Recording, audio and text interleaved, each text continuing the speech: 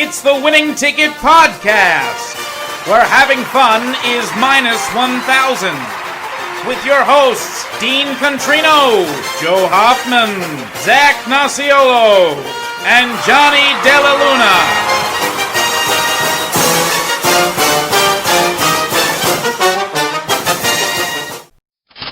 Here comes the money. Hey, yo, welcome back, everyone, to the Winning Ticket Podcast. This is your host, Dean. I am riding solo today for the second time in show history. And, of course, if I'm riding solo, that means it's time to talk NHL hockey.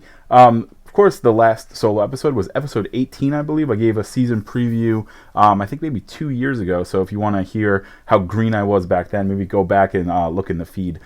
Before we get into the NHL and what's coming up with the restart, it's going to be very exciting. But before I kind of dive into that and tell you how to make money, I just want to remind everyone to go and follow us on Twitter at WinningTIXPod. Send us a little DM for the Slack channel. I know that, you know, that's where you'll get all the premium picks that you need. You're going to make money during the restart. What better time to join than right now when you get a free month? That's right, completely free. There's the NBA, the MLB, of course the NHL. You're going to follow all my premium picks, and then of course we've been really killing it in PGA. I've actually had 5 out of 7 winners since the restart, so you're definitely going to want to follow that.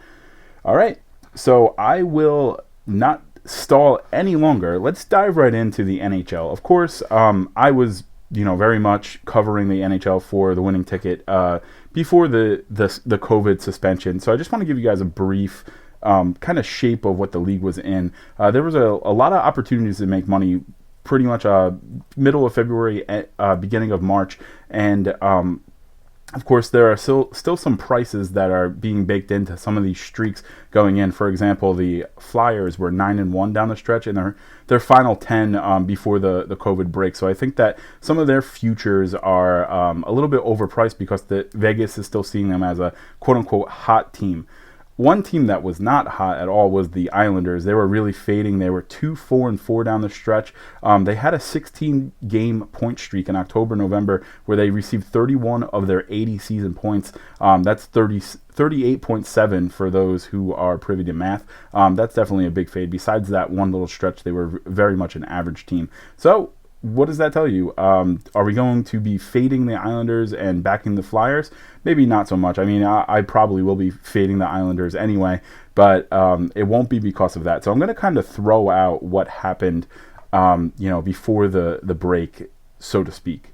So along with throwing out kind of the streaks that had happened right before the reset, let's look at some teams that kind of got the gift by introducing this new 24-team playoff format, or rather the qualifying series type of format. Of course, I'm going to go ahead and start with Montreal. They were 500 this year, just middle of the road, 24th best team by most people's power rankings. Also, Chicago they were spiraling down the stretch. Arizona has a really low win percentage. They've gotten a gift to be able to play for this opportunity to make the playoffs. And of course, the Minnesota Wild were kind of taking a knee in the season. They fired their coach on February 14th, and that was actually a nice little spark that they got. They were 7-3 going into the break. They're just kind of one of those scrappy teams. They like to block shots and really make up for their lack of talent in some harder hitting type of things. Of course, I have a bunch of boring stats and a lot of Corsi for and expected goal averages and stuff. Of course, you could find that on our Slack channel. I really break down into that. Hell, I'll even share with you the data set that I use. But basically what you want to know is that the Minnesota Wild are one of the worst teams in the NHL that are still left as far as expected goal for versus expected goals allowed. They have a minus 18.79, which is actually third worst of the teams that are left in those qualifying rounds. Also, a fun little tidbit that I found out about the Minnesota Wild today was that in the empty net scenarios, which I'll get into in a little bit because there's a real good system to make money in hockey, in the empty net scenarios, they have actually conceded a goal half of the times that they've pulled their goalie. So, of course, for those of you who are not huge hockey fans and you just like betting on things to make money, if a team is down a goal late, they will pull their goalie for an extra attacker, hopefully to score the equalizing goal. But a lot of times, since the net is empty, the other team could just score another goal. So I will get into that in a little bit. I don't want to kind of blow my load right away. So I kind of wanted to lead this off before I give you guys a really good bet, or rather my best bet for the qualifying series. I want to get into some macro concepts. These are just kind of little tips that I use to make some money with hockey, so this is a very valuable episode. So first and foremost, to take this unique COVID situation and this qualifying round in the two separate bubbles in Edmonton and Toronto, I'm going to avoid long-term futures, and mainly that's because ever since they started this training camp thing, which is 2 weeks of skating and practicing before they play a couple exhibition games and then get started on this Saturday, August 1st, there has been a lot of guys that have popped up with mysterious injuries. Some have been COVID related, some have just been regular injuries. I don't want to spend my money on too long-term of things. Let's just say, for example, Colorado, they're at plus 900, 9-1 if you're not really privy to that kind of way of thinking about it. So 9-1, you bet $100, you win 900. That sounds like a really good bet. I mean, they have a great roster, they have two good goalies, which I'll get into in a little bit. But for me, that's just not worth the squeeze with how volatile things could be. Let's just say Nathan McKinnon and Cale Makar, knock on wood, end up testing positive or getting into a dicey situation. What if there's a little outbreak at the Colorado team facility? Of course, I'm not. If you're an Avalanche fan, don't come after me saying that I put some hex on you. But what I'm saying is, as an example, I don't want to take any long-term futures like who will win the Stanley Cup, who will win the conference, things like that, because there's so much that could change within the next month and a half kind of thing. We're just seeing it, to date myself, we're seeing it today with baseball. They had to cancel 2 games. Things are just very hairy right now when it comes to kind of the future of sports in America, and this is kind of the quote-unquote new normal. So I'm going to definitely advise not taking anything that is too long of a future, as in timeline. Now, if you really must pick a Stanley Cup winner and kind of lay some lettuce for that long, I would definitely recommend taking someone that's like a 40-1, a 23-1. You definitely don't want to, lay a lot on like a 6-1 favorite. I think that it'd be better just to kind of split up a couple units throughout the underdogs. And of course, catching me on the spot because this is not in my notes, but I would definitely take like an Edmonton, New York Rangers, maybe even a Columbus. So that's definitely tip number 1. Tip number 2 is going to involve the single game betting, and this is a way that I love to make money. I know that before we actually got together and created the Slack channel, I was tracking my hockey picks and a spreadsheet, which of course I posted in Slack for, honor's sake. But in those, I believe a large percentage of my plays, I was 62% in over 80 plays, and a large percentage of those were plus odds. Now, if you aren't a hockey fan, you could sit there and go, wait, how are you just picking all these dogs? Well, I really think that if you are backing the right side and you like the money line, you should also put some on them winning by 1.5 goals. And this is kind of similar to what we were talking about on the baseball episode. Of course, if you're listening to this, you might want to pause, go deeper into the library, listen back to that. Joe, Zach, and I really did a good job kind of, discussing macro concepts for MLB betting, kind of like this. But we had mentioned that, if you really like a favorite, you could get some plus odds by picking a 1.5. Well, honestly, that's a little bit more random than hockey, which, like I said off the top, there is a real situation where if there's a 1-goal margin going late into the third period, the losing team will pull their goalie. Now, there are definitely stats around this. Of course, I have all that listed in the Slack channel. I'm more than happy to share with you guys, but I gave off the top Minnesota as the worst team in the NHL. They have given up 12 empty net goals and 24 goalie pull scenarios. So that's a good way if you're backing, let's just say, the Canucks, who are playing them. I believe the Canucks money line is about minus 150. Of course, by the time you're listening to this, that could change. But if you really think about it, there's real value in taking the Canucks minus 1.5 at plus 275. So I would definitely recommend splitting a unit on the money line and the 1.5 goals. Now, on the other side, let's just say you are backing the dog, you could go and grab an alternate puck line, and that's the underdog giving 1.5 goals, of course, because teams have to pull their goalies. That is totally possible, and at that point, you're going to be talking about the plus 380s, the plus 390s, and that's a lot easier than, live betting a basketball team that's down 18 in the fourth quarter, So there's definitely a really good way to make some money there. I definitely wanted to highlight some teams that have, really been bad when they pull the goalie, and they're actually typically favorites. Pittsburgh, Colorado, St. Louis, they all give up goals when they pull their goalies over 50% of the time. So I'm going to be targeting the Canucks, of course, in the single games against the Wild, -1.5, mainly because I think the Vancouver is just the better team. And then also I'm going to be looking, maybe there's some real value in Montreal, -1.5 against Pittsburgh in any given game. Of course, when Colorado gets into the real games and not just the qualifiers, that might be something to look at. And also St. Louis, which I'm going to touch on a little bit later as well. All right, tip number 3 is it's actually very specific to this COVID restart, and that is totals. I'm going to avoid taking any totals until I could see the first couple games. There are so many factors in hockey. I used to love taking totals. There's training. There's so much unknown. How players are reacting to skating for the first time in months, and that's a lot different than a basketball player. A lot of these NBA All-Stars have basketball courts at their house. Some even have indoor facilities. I can assure you that not many, if any, hockey players have an indoor private skating rink. A lot of players haven't skated besides this little 2-week mini camp thing. So I don't know what to expect. It could be that the puck's going to be moving too fast for the attackers to really, be in stride and get there. It's going to be, the defense could be out of position. It could be that the goalies are completely stonewalling. It could be the goalies are completely lost.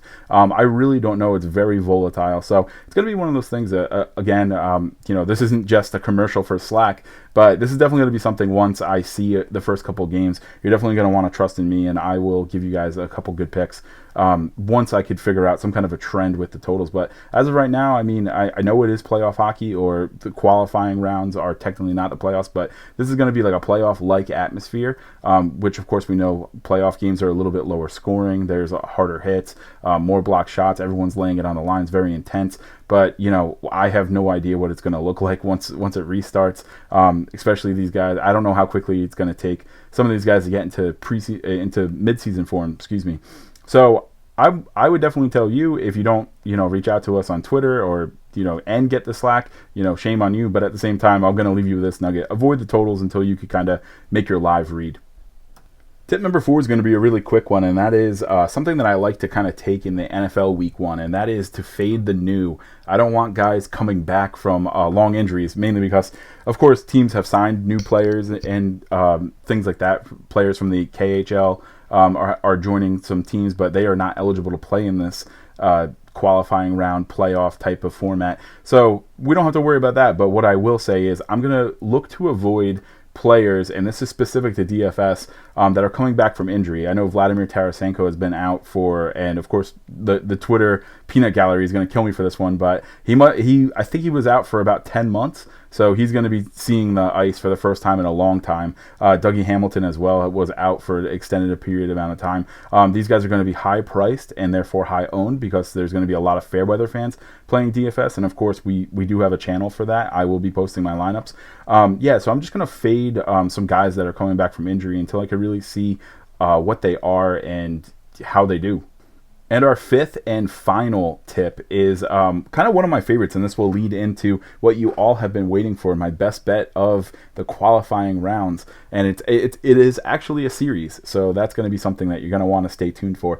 But in order to back a team during these qualifying round and in any round for series, you're going to want to pick a team with 2 established goalies.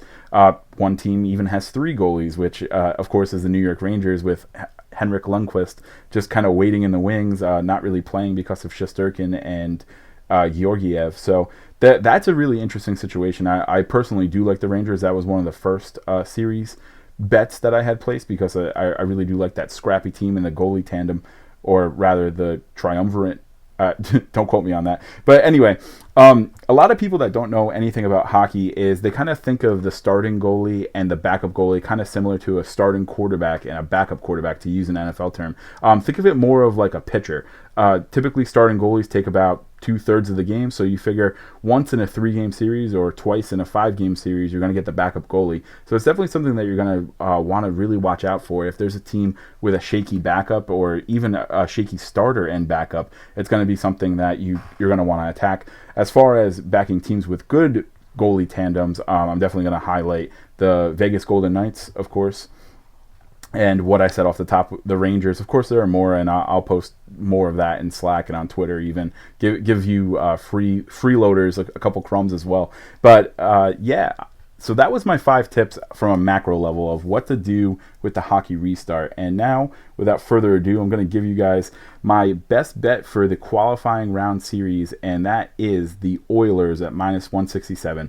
There is a multitude of reasons to like this one. For one, the Blackhawks were very average this year. A lot of people see they have a good amount of star power as far as name recognition value. They have Dominik Kubalik, who is up for Rookie of the Year. He's a fantastic scoring defenseman, but it's one of those things where they just haven't really gelled very well. So if all things were equal, let's just say this was real, where you could play a couple games in Chicago, a couple games in Edmonton, maybe I 100% wouldn't lay 167 in a series, especially on the Oilers, but there are so many factors stacked against them. One, like I had mentioned, Edmonton is a host city.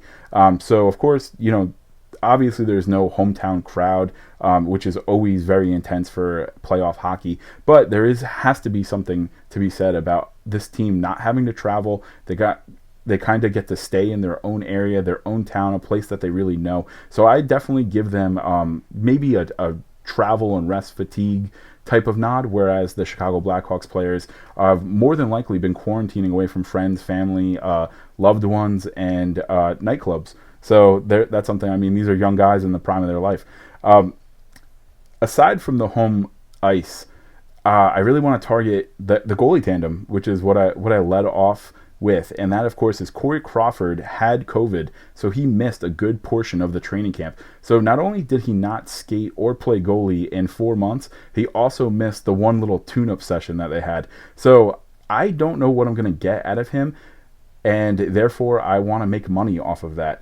The Blackhawks backup goalie, they had actually traded Robin Lehner, who is very good, and they received Malcolm Subban, who is awful. He has an 890 save percentage this year, a 3.17 goals allowed. The Blackhawks defense in front of him is not going to do him any favors. So if Corey Crawford, I wish the man well. Hope that he feels better after having COVID-19. But if we get a series of 5 games of Malcolm Subban, oh my God, they're going to sweep him. It's going to be amazing. So that's definitely something to look at. And then let's look at Edmonton. Offensively, they are one of the best. They have 2 arguably, and this is something that, I would love to hear what you listeners think about this, but in my opinion and based on my power rankings, they have 2 of the top 3 players in the NHL, of course, with Leon Draisaitl and Connor McDavid. Yeah, you could definitely at me at that. I'd love to have a discussion. I know a lot of people still throw in David Pastrnak, who, for the record, I have as number 2. And of course, there are guys like Ovechkin, Crosby, and of course, Nathan McKinnon. So it's an interesting list. I could be swayed. So you're definitely going to want to at me. Maybe we could start a little conversation. But based on my power rankings, I have a blended special teams rating, which of course is penalty kill and power play. I think that this is one of the biggest mismatches in this metric that I keep. Edmonton's top half of the league. They're 15th in scoring on the power play. Chicago is 29th in defending, or rather the penalty kill. So, and that is actually the worst team in the qualifying round series. So I think with Draisaitl, McDavid, and running that power play against a notoriously bad penalty kill team, I think that this is just going to be a complete cakewalk. And to make things better, DraftKings has a promo, $50 on any series, and you get $5 per goal. Edmonton is 12th in the league in goals for, while Chicago is 6th worst in the league on goals allowed. And some of those numbers were with Robin Lehner, who's very good. So I think that this is going to be a complete bloodbath, and at the very worst, I think that Edmonton's going to score at least 10 goals to get you that $50 back. So that is my best bet of the qualifying round series. You're going to take the Edmonton Oilers -167. All right, guys, of course, I have a lot more that I will be playing personally, and of course, I'll be playing DFS because that is so much fun to do. And I don't want you to miss out on it. So, of course, like I've been saying all episode long, reach out to us on Twitter at WinningTIXPod. Send a message. It goes to all of our phones. All the wonderful people you heard in the intro, we all get the push notification, so you could get any one of us. If you want to get one of us specifically, just write our name and start talking. So I know I'm going to make money. I want you to make money. So let's all win together. Of course, here at the Winning Ticket Podcast, having fun is -1000.